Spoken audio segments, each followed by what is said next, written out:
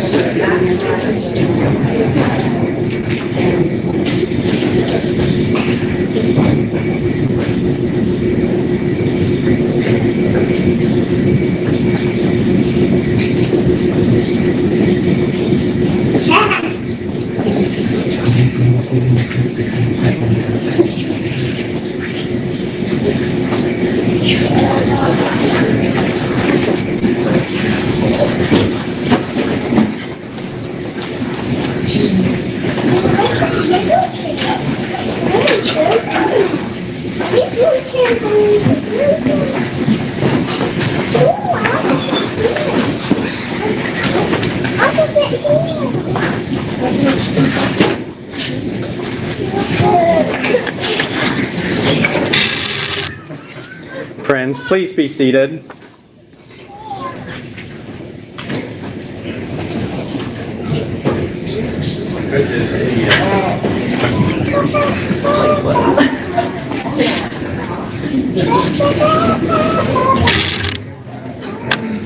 On behalf of Bill's family, we welcome each of you today. We're especially grateful for those who traveled long distances to be here on a Saturday.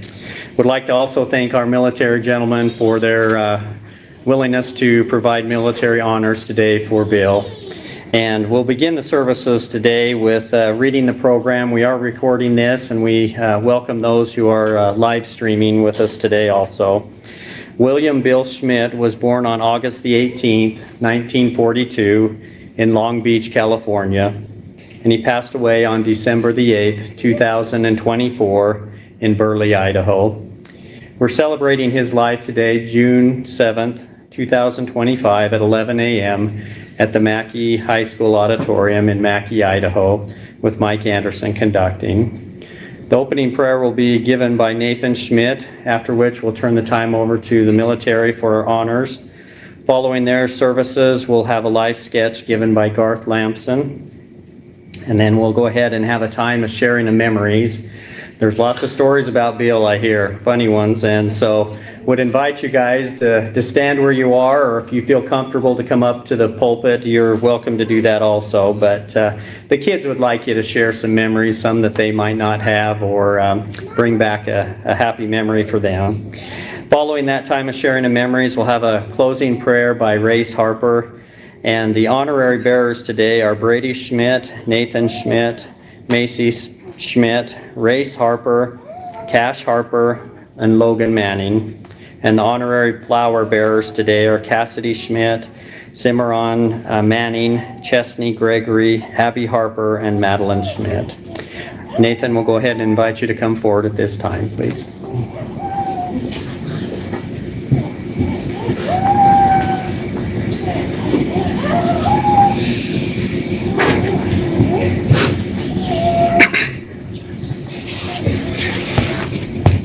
Our Father in heaven, we come before Thee in honor of my grandpa, Bill Schmidt. As we are here, we ask that the spirit of comfort be here as well, as we celebrate his life and feel of his love as well.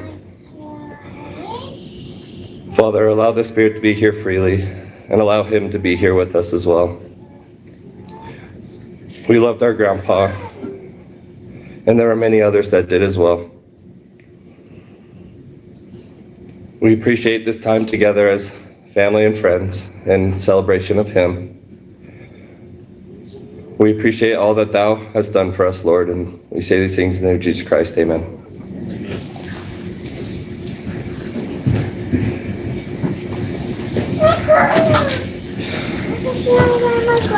We'll now turn the time over to the military.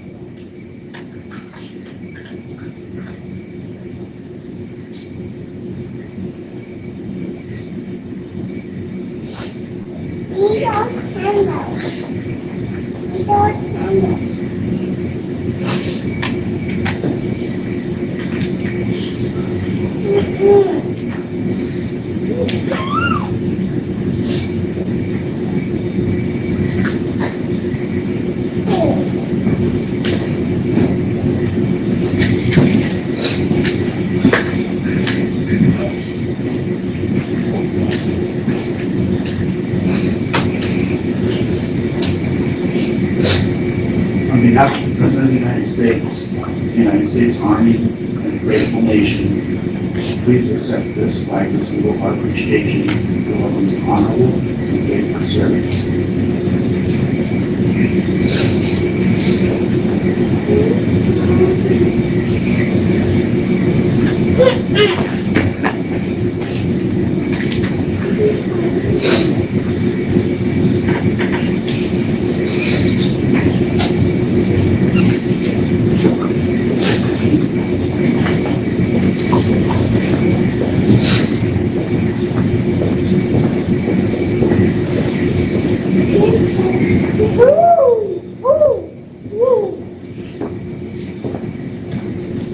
Thank you, gentlemen, for your services today and for protecting our country.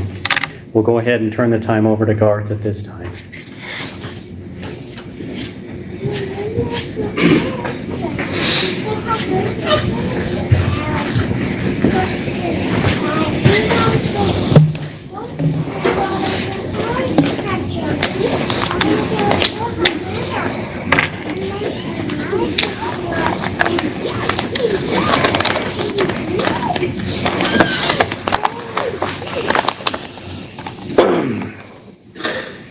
Just a few notes here.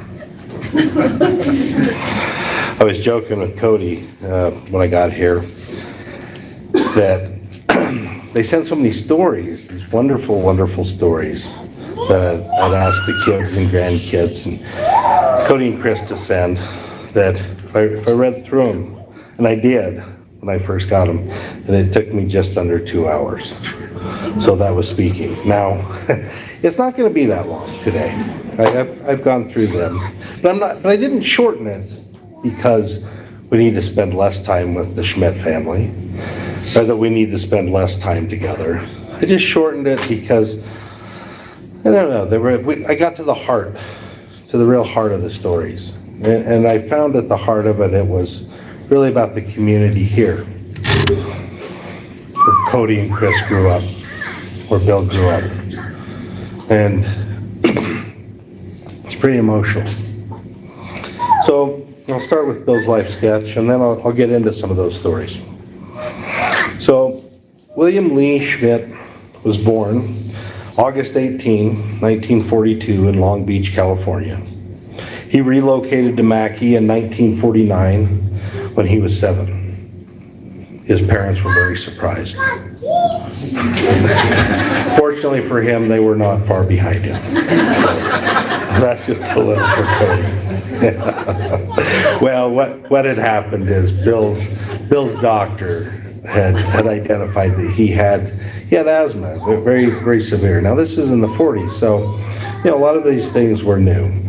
But in Long Beach at that time, there was a lot of industrialization, a lot of smog. And Frank and Francis had been here fishing before. Frank had started with his parents coming up here, and they would come to the Cottonwood Cove, and that came up for sale. So they bought that, and they relocated here with Bill. Yeah.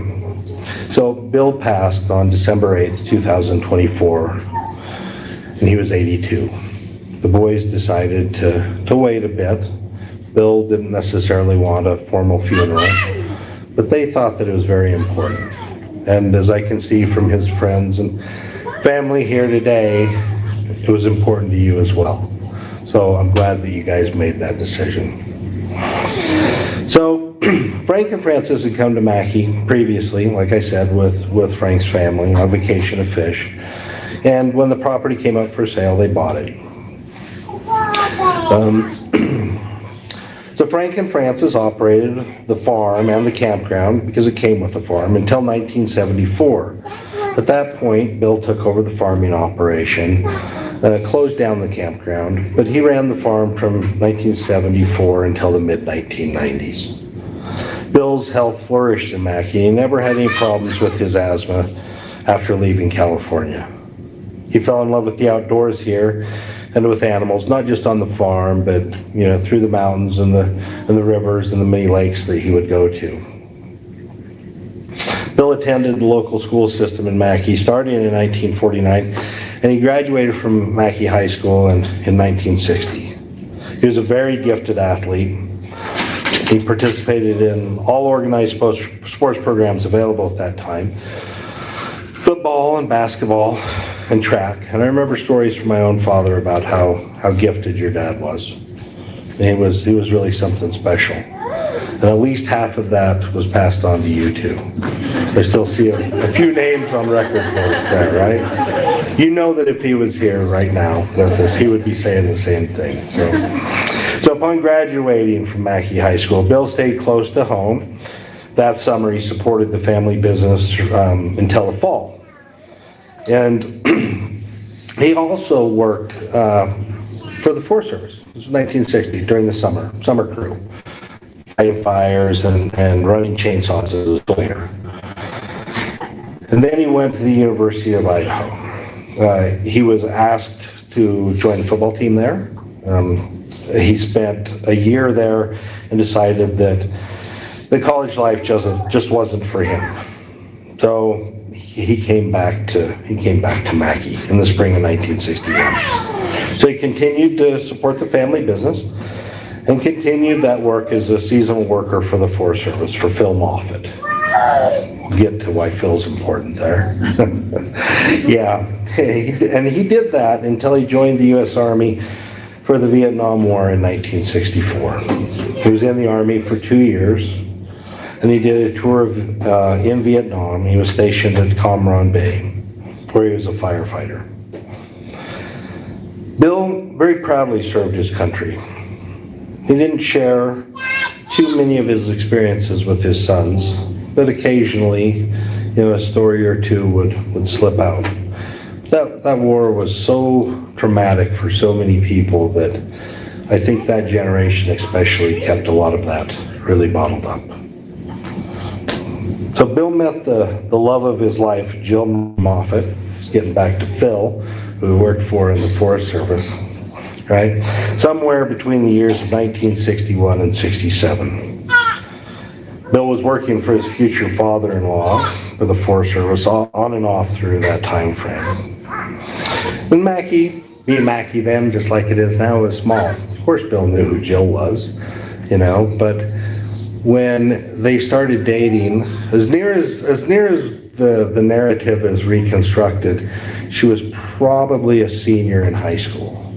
So Bill and Jill started dating at the same time that my mom and dad started dating. And my mother shared this, that they would often double date in Pass Creek, go on picnics and hikes together.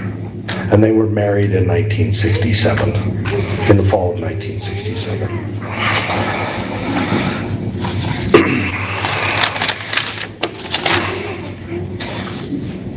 Bill joined the team at the Lost River Electric Co-op in 1967 also. And in that career, he spent 33 years. And even after he retired from REA, they would bring him back on a part-time basis to help with record keeping. So this is where I had to shorten just a little bit. Bill lived a very full life. A very, very full life. He just could not, I think it's that generation, he just couldn't take a nap. I look for anywhere I can lay down to try and do that, but not Bill. These are some of the things that he was involved with. Camping with family and friends, his favorite spots were Copper Basin, Wild Horse, North Fork. His favorite campgrounds were Phi Kappa and Park Creek. Hunting and fishing with family and friends, big game, waterfowl, steelhead and trout fishing. But fly fishing was his favorite way to fish.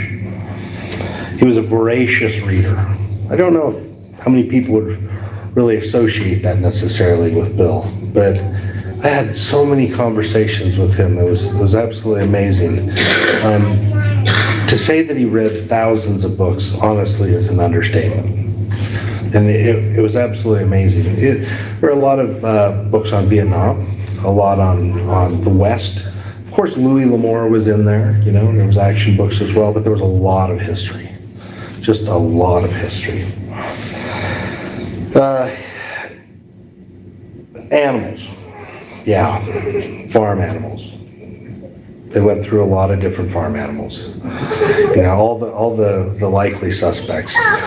We'll get to the story about the lambs in a bit, but Bill had a lot of sheep through the years.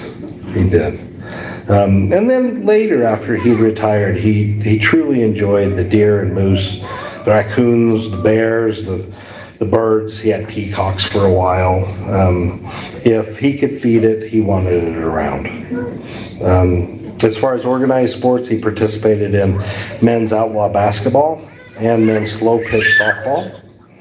He was a record and scorekeeper for Mackey High School basketball teams, and later one-person film crew for Mackey High School football, basketball, and track teams.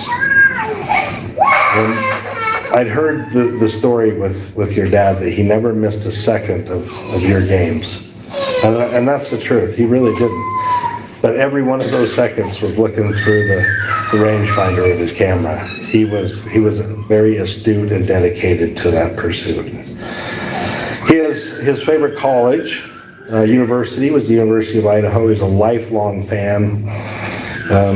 His professional sports teams, being from Long Beach in the Los Angeles area, were the Rams for football. That makes sense. Yeah. The Lakers for basketball. Again, that tracks well. And then baseball, storied team, right, in Los Angeles. Nope, one in San Francisco, the Giants.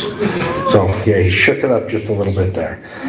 His favorite food is, this is important, hamburgers, loads of steaks, everything bloody rare, and milk. The man could drink a gallon of milk a day.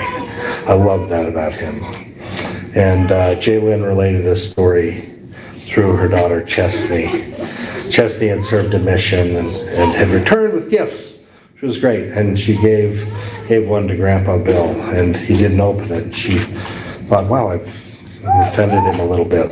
And then later, after everybody was gone, Bill told Jaylyn that he was really embarrassed. But the fact was that he didn't want to share what he thought was cookies with anybody if he opened them. But what it actually was, because your mission was in Florida, was an alligator head. You know those ones that are just like that? It's just the alligator head. So yeah, I doubt that he ate that, but I love that cookie story. It's about the stories. His favorite music, Hank Williams Sr., Willie Nelson, Johnny Horton, Frank Sinatra, Dean Martin. So that's a bit of the picture of who the man was as a life sketch. But it's really in the stories, you know, it's the stories and those who are involved in them that brings everybody together today. You know, that's why people are here. Those are the bonds that really bind a family and a community. You know, it creates that continuity over time and across space, you know, as we spread out and seem to lose track with each other. And then we come back together. I was talking with Brandon Coates just before, and he said, you know, it's too bad we only see each other at things like funerals. And I just thought about that. I was supposed to be going over this, Brandon, and you got me sidetracked. And I thought, no, that's the wonderful thing. I mean, of course, it's heart-wrenching when we lose our loved ones, but then we get to come back together and we get to share those stories. You know, there's an old saying, recast by Ernest Hemingway, another author that Bill liked. Bill patterned a lot of his hunting and fishing after Hemingway, who came over here. And Hemingway said that, you know, a man dies twice. You know, once when his soul leaves his body, and then the second time is more permanent. It's when his name is said for the very last time. So it's those stories that contain somebody's name that keep them alive for us and keep them alive for our communities. Now, before I start making myself cry, I'm going to get to some of your family stories, and then, as the director had said, the boys would like it if you would participate as well.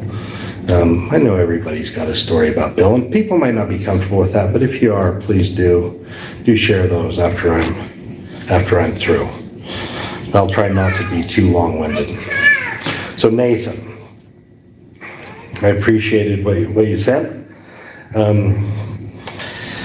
Yeah, I put you right at the start because that recapitulates what I just said. Nathan said, when my grandpa was in the nursing home, we brought his first great grandson of the Schmidts to meet him for the first time. He was about 3 months old, and my grandpa got to hold him for a long while. This was the most tender I've ever seen my grandpa. I could feel how proud he was to be holding him. and it is a feeling I will never forget. Bill said, "There are no words to describe this feeling." Grandpa knew at that moment that the Schmidt legacy lives on through my little boy, and I will never forget that. Without Grandpa, I wouldn't be the person I am today. Without my grandpa, my dad wouldn't be the man he is today. Bill is in a better place now, blessing us as we make it through this life. I truly believe this. And then your last anecdote was about inheriting one of your grandpa's many fly fishing rods, and it has his name engraved. And what struck me was how, I remember fishing with your grandpa, and he really was amazing. He was just an amazing outdoorsman. And you said that you went down to the river, and after a couple hours, I finally caught a small trout. I couldn't help but feel that my grandpa was with me at that very moment, feeling proud that I had finally gone outside for once and went fishing. Might have been a little disappointed it took you over an hour, but he would have been happy that you were standing on the river, so that's wonderful. Then another anecdote that Marcy Keller shared with Cody was a story about her mom and Jill went to Twin Falls to see her mother and to get some Easter shopping done. This is several decades ago. And as they came back into Mackey, Jill was very excited to see Bill. And she called ahead to see if he would come outside to say hello. And as she got out of the car, she ran to him to give him a hug and a kiss. And Marcy said that she was just struck by how beautiful of a love story they lived. And that was the same night that your mom passed away. So that was a very powerful recollection there. Brady, another grandson, related stories about Vietnam. Bill didn't open up much about Vietnam,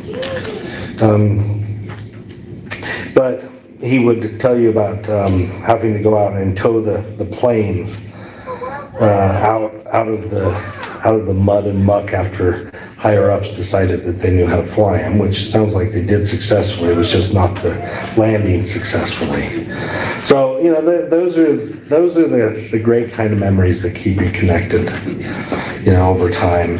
And then he got to meet Hopalong Cassidy when he was a little boy. That was his favorite actor.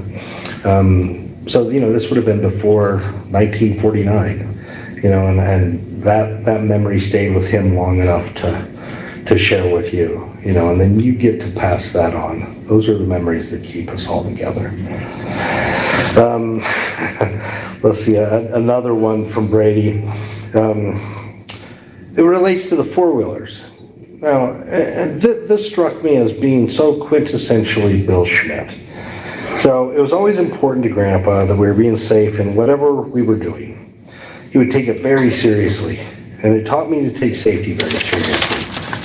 Like operating a chainsaw or driving the four-wheelers, and that with the four-wheelers, hearing that he couldn't drive them until he had a driver's license. It's not what you wanted to hear when you were 10 or 11, I'm sure. But you knew that he just didn't want you to get hurt, right? And he also knew that you were slightly troublemakers. Your words, not mine, but I can definitely see that with you too, right there. Yeah. Because you had proved that to him time and time again. Yeah. And he knew that you just wanted to race them around. But he saw a vehicle for what it was meant for, for exploration on trails, and to see what was out there, like animals or, out among the forest. And, there was that reverence that you mentioned in your story that he had for the whole grove there along the river. And that's something that you recognize now as an adult. And it makes you want to take care of the property, and it's a special place for you as well.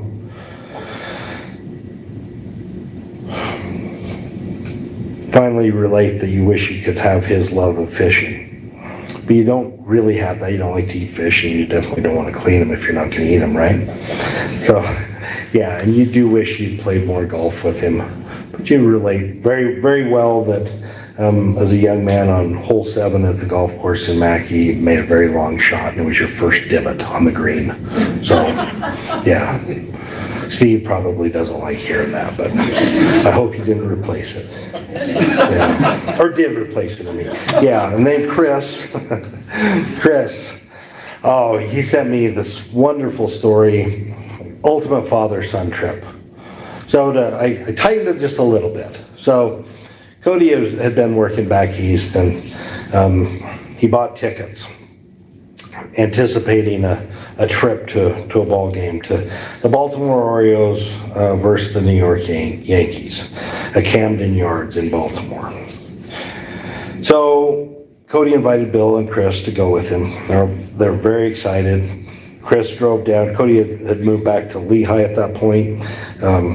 So Chris drove down there with Bill, and then they flew out of Salt Lake to Virginia. Now, I'm not going to quote you in full. I'm going to use a few initials, Chris. The interesting part of the story begins on the plane where Cody had booked 3 seats, all next to each other. Now, I don't know if anybody's been on an airplane lately, but those 3 guys next to each other in 3 seats was, to say the least, a little bit crowded. And that's where Chris threw in the WTF, Cody. Yeah. So started out with Bill next to the window, and Cody in the middle, and then Chris on the edge out where he can put his arm. And I'm in the same suit as you, Chris, so I know what that's like. You want to hang half your body out there and feel like a human. And then a little bit of, moving around, and Chris ends up smashed against the window, which is pretty appropriate. Cody would place you there somehow. And Bill wandered the aisle for the 6-hour flight. This is where they discovered that Bill had a true sense of claustrophobia. It's always shocking when our parents have a few flaws like that. We don't anticipate those. So anyway, they get to DC. They make it to the hotel in Virginia. And everything went well the rest of the day. The baseball game wasn't for a few days, so they made plans to visit various places in the area. The first trip was to take Bill to the Vietnam Memorial and as many other locations as they could fit into a day. At the Vietnam Memorial, there's an aura when you approach it, according to Chris. And that's true. I've been there. It's a very powerful place.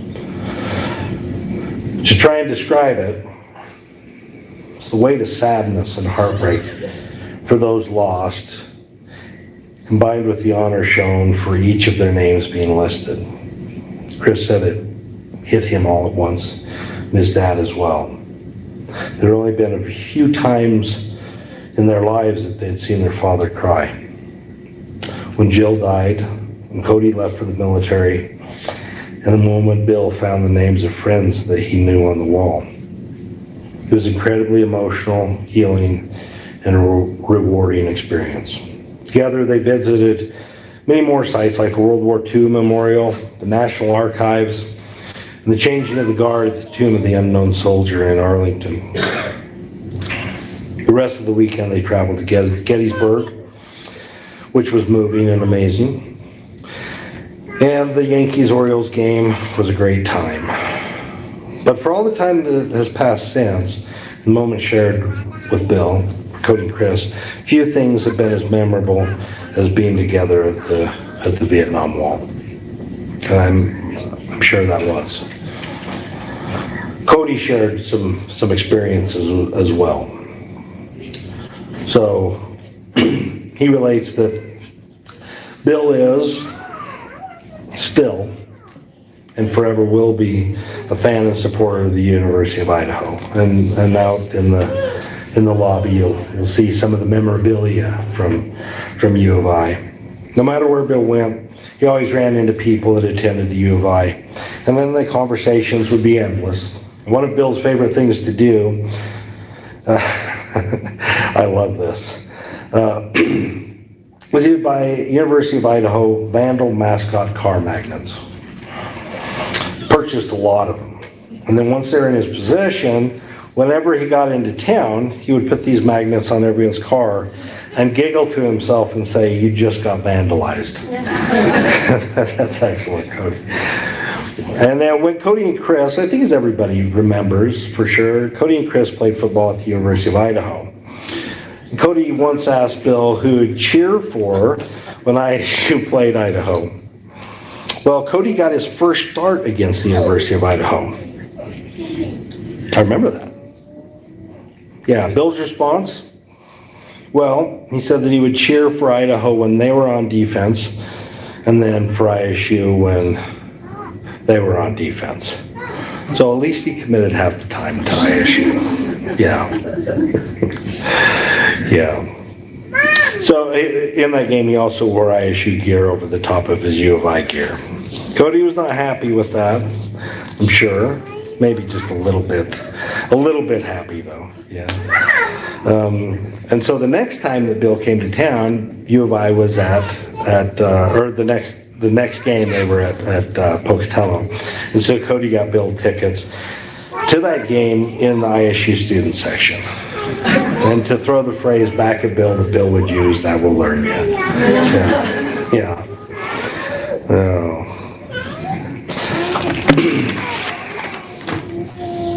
So a few more stories from Cody. This is sweet because I spent so much time with you as a kid. I can see you at this age. At 7, Bill took Cody down to the river. The river was verboten. We weren't ever supposed to be at the river when we were little, which meant we were always at the river when we were little.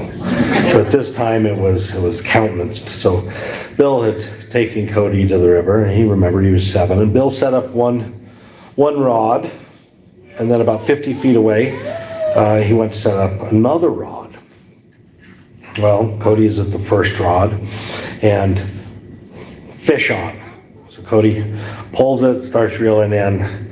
Bill comes over to make sure the fish doesn't get away. Cody passes the pole over, sees the other pole is already starting to jig a bit. Cody goes to that one, fish on, and this happened back and forth 16 times until Cody had his limit of 16 fish and Bill had 0. That's a great story. And that's a great story of the patience the father has with the son. That's amazing. Which gets me to the next story that Cody shared. So Cody was 14, and Bill took Cody up McCaleb hunting. They went above tree line, and then they went right up under the cliffs, and they cut across through there. And Cody said that Bill was breaking trail. And Cody at 14 wasn't tiny, and he was in amazing shape then as well. But Bill was breaking trail across there through the hard snow. We got pretty far along, and Bill looked back and said, "That wasn't very smart." He realized and related to Cody the one slip and only the trees below would catch them.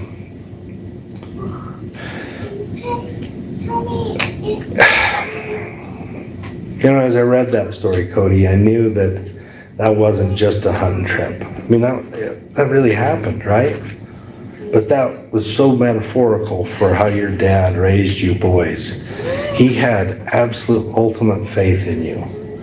And I knew with that story, and I vaguely remembered it because I remembered how hard that hunt was. And I don't think that hunt had anything to do with deer at all. And he was taking you to a place that he knew that was going to be too hard for him in just a few years. And he wanted to make sure that you could handle that kind of difficulty. And that was just very, very powerful.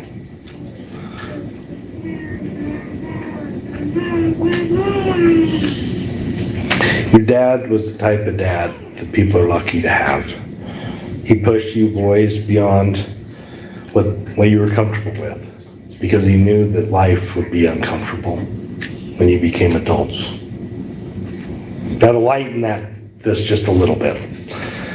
when I talk about the moat, I think maybe Brandon Coates. He's nodding his head back there. Brandon remembers the moat. So where Bill and Jill lived and where the boys grew up, and where, thank goodness, they still own, it's a little back channel that would fill with water every year. And Chris called it the moat forever. I think Jill called it the moat, but that was probably your first word, was the moat.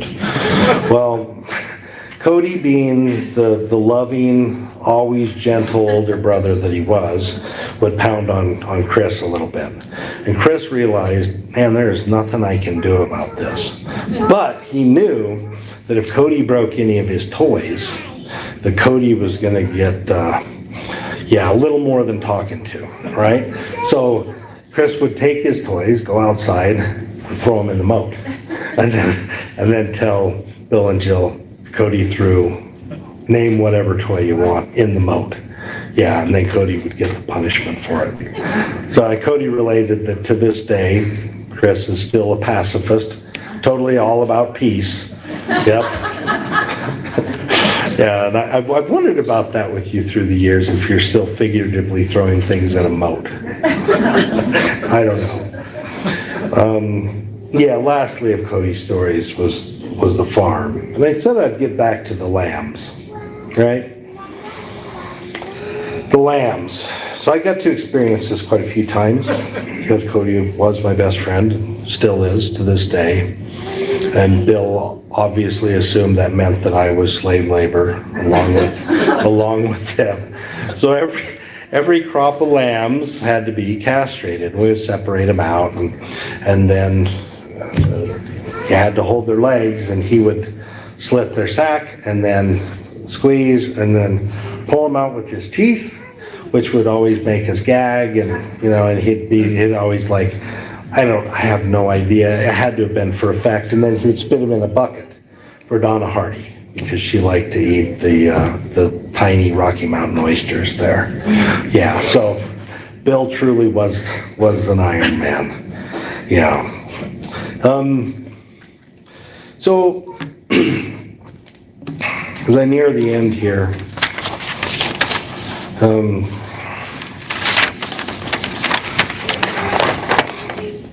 a few of those Iron Man stories. In Vietnam, Bill injured his neck and back, and he lived with that for the rest of his life. Surgeons had advised him not to get surgery at a young age, and they actually advised him to wait until technology got better, which, as I found out from, living a few years now, that, a lot of war surgeons would recommend that to soldiers, just to remember to keep their records intact, right? So he didn't get surgery, and he just lived with the pain while working at the REA. One instance there was he was up on a pole once, snapped, fell with him, so snapped below him, obviously. Luckily, fell and hit the service truck as well, so it did not crush him. But Brady, that's the kind of safety that your grandpa had to live with, right? I mean, being a lineman is one of the most dangerous jobs in the world, working with live electricity. So everything was about safety for him. And he'd been in a horrible war, and he knew what that meant throughout life.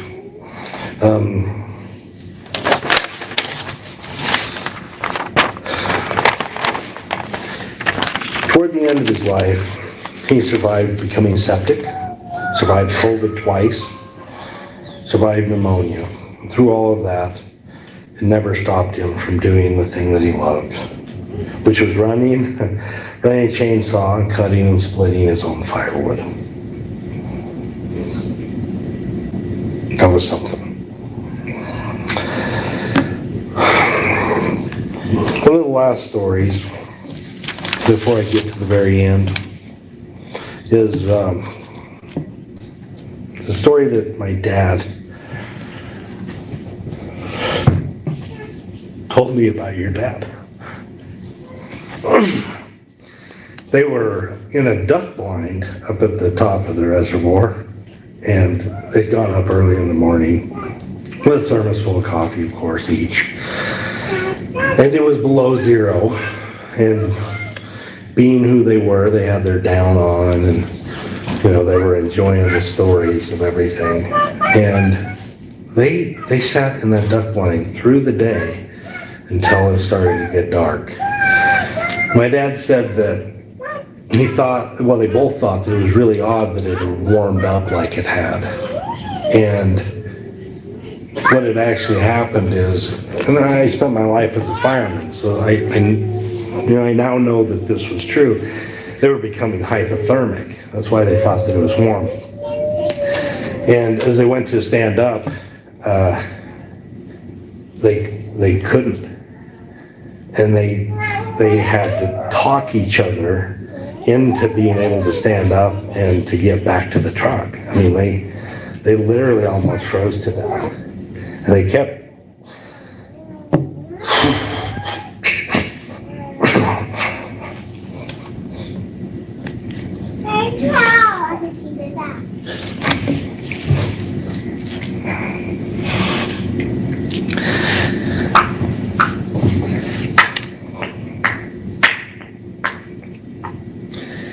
telling each other that there was miles to go before you sleep.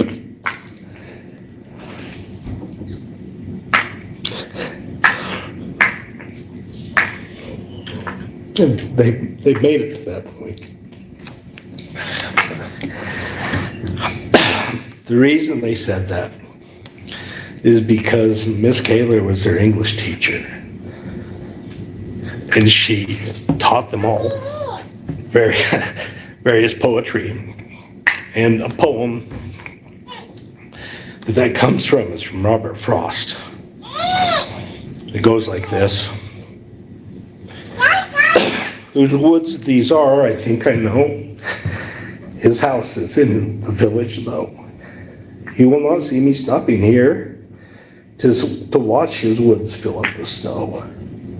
My little horse must think it queer to stop without a farmhouse near, between the woods and frozen lake, the darkest evening of the year. He gives his harness bells a shake to ask if there is some mistake. The only other sounds, the sweep of easy wind and downy flake. The woods are lovely, dark and deep, but I have promises to keep. And miles to go before I sleep. And miles to go before I sleep. The boys found a card from Bill's last birthday. And this is what they wrote. When you look at your life, Dad, I hope you see how much you give. You give to your family and the many people whose lives you touch. I hope you feel the inspiration and great example that you are. And most of all, I hope you know how much you're appreciated, admired, and loved. You mean so much, Dad. And he truly did. As the director said, if anybody has stories that they would like to share with the Schmidt family, they would truly appreciate that. Thank you.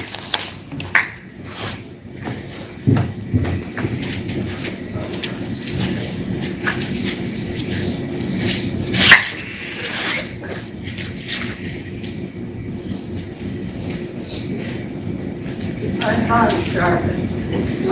I worked with Bill. He was a great guy, and he helped me out a lot. It's stuck in the putter working area there. So I get up and I go back to his office and I say, hey Bill, can't you find something we have to do to get out of here? And he'd say, yeah, give me a minute. I'll be back here in a minute and I'll get you. And I said, yep. He was great. He always relieved me from being in the office. I could jump out every once in a while with Bill. But I loved it. It was great.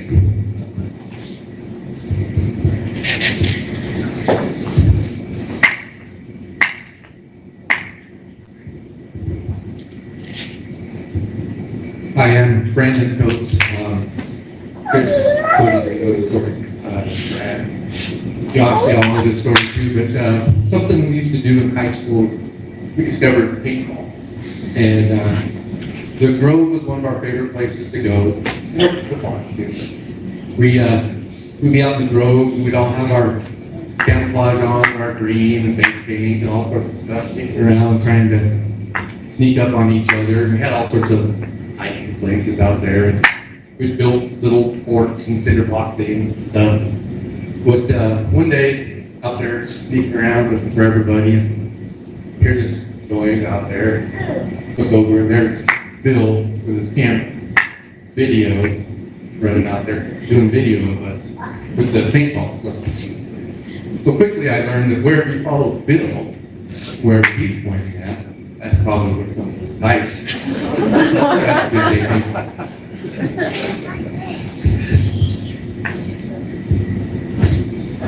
You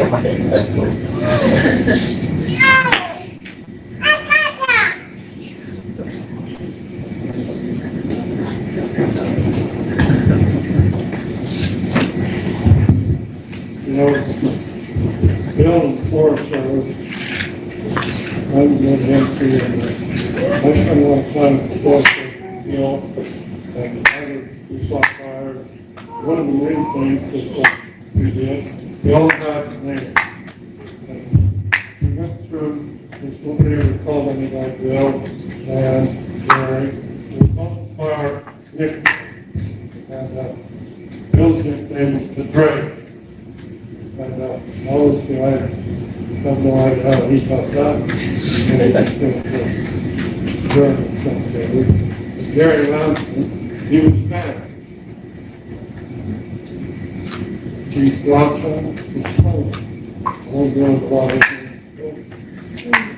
We had another kid named Eric. His name was Earth. Every time we get together and have to drink, he'd throw up. And so there's other things that was always her, great, you name it. So anyway, I thought we'd share that with all of you.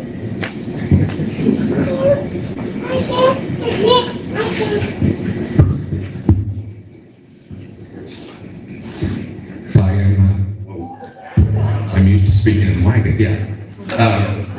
I'm Jim McKelvey, and I've told Cody and Chris some of this, but you notice Bill, first and second place, those were outlaw basketball teams that he was playing on here in Mackey. I was 9 and 10 in those years. Jack and I, those outlaw guys right there, for most kids, your heroes are the high school kids that are older than you, and they were, Tom Coates and that. My heroes were those outlaw guys. They'd have practices on certain nights, and then they'd have games, but we never knew for sure when they were going to practice. So we'd get on our bikes up Beaver Lane and ride down to the school, and when you came down that street to the school road, you had to get down there quite a ways before you could tell whether the lights were on.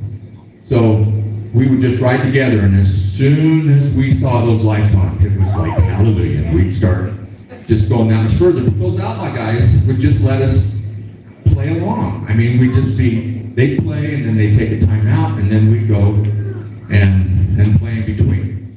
We kept score for them once in a while. We refereed when somebody wasn't there to referee. We were little boys, got yelled at. My uncle yelled at us a lot. But they were heroes, Jimmy. But maybe I haven't told Cody and Chris this one yet, but my memory of Bill Schmidt playing outlaw basketball was he could rebound better than anyone else. He would take a shot from the outside, and he was good from the outside, but he wasn't great. And I swear his whole motive was to hit the front of the rim, and he followed the ball better than anybody I can ever remember play basketball. And he would go get that rebound and put it back in. He was always planning on that. Loved the man.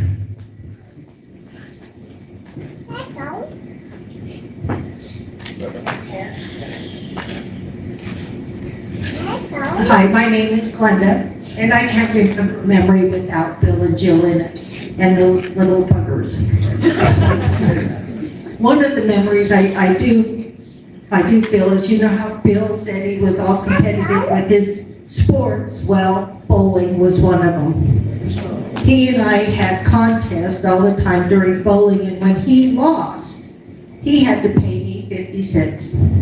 And so I have a jug of pennies because he used to glue them together. There's just so many memories that I have, but just pass this on.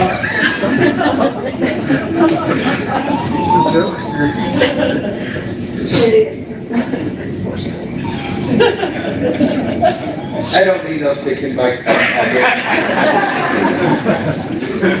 My name's Will Winger, and I was amazed to hear that Bill worked for the REA for 33 years. He worked alongside my father, who also worked there for 33 years. And we used to get to go over there and play all over the place. Don't tell the REA that. But we would climb over spindles of wire and all that kind of stuff. And my dad was strong, but he was about half the size of Bill Schmidt. And I just always remember watching Bill, how strong he was. And I didn't know that he actually fell off or had a powerful accident either.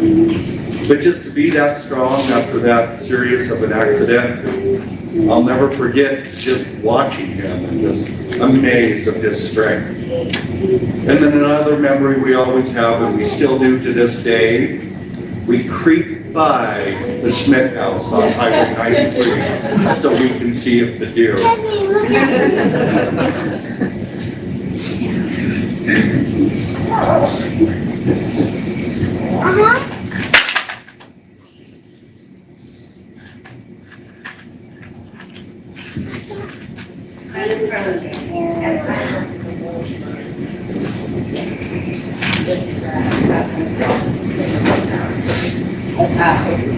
But Bill became my best friend. We would go on drives.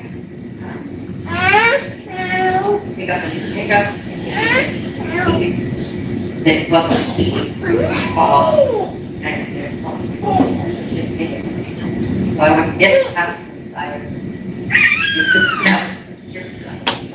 Get me the driver. Anyways, one day my daughter was over to go goose hunting with Bill.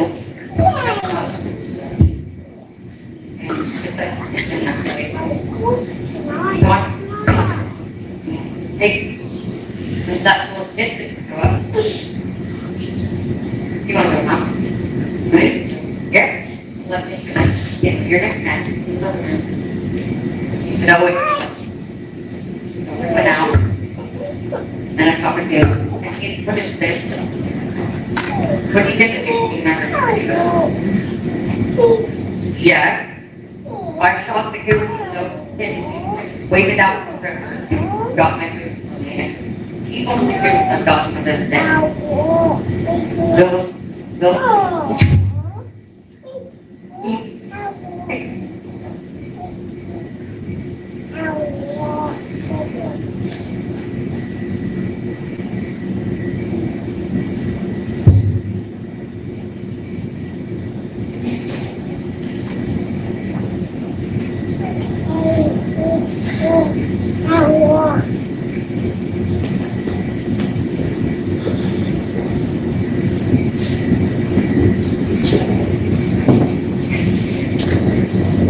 One more, okay.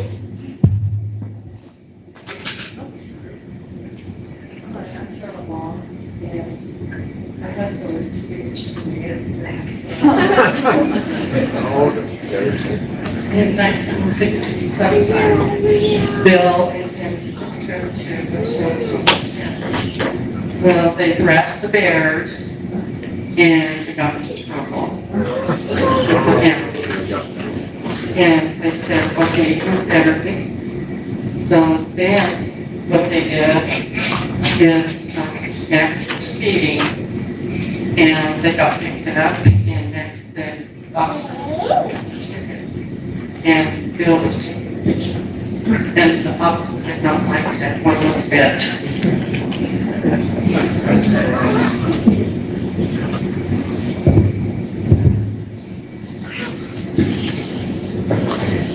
Is there anybody else that would like to share? Sounds like your dad was a character, to say it the least.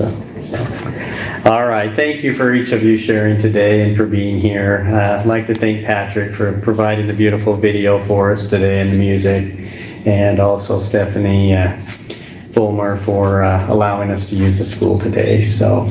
And we'll go ahead and invite Race. If you'll go ahead and come on up, we'll have that closing prayer.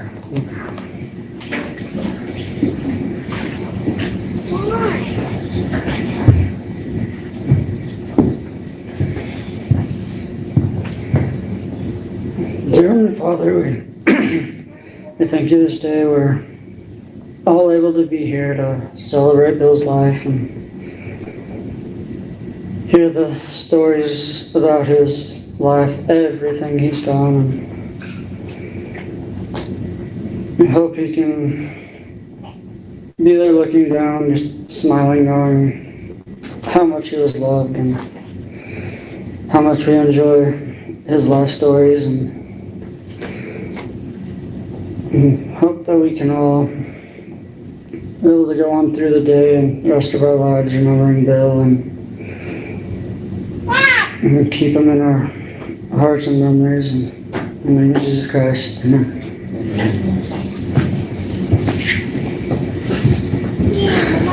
The family would like to invite each of you to participate in a meal with them and continue in sharing in memory of Bill. So would like to invite everyone to please arise at this time, and Cody and Chris will invite you guys to lead us out, and you can greet people as they come out. Again, thank you on behalf of Bill's family for being here.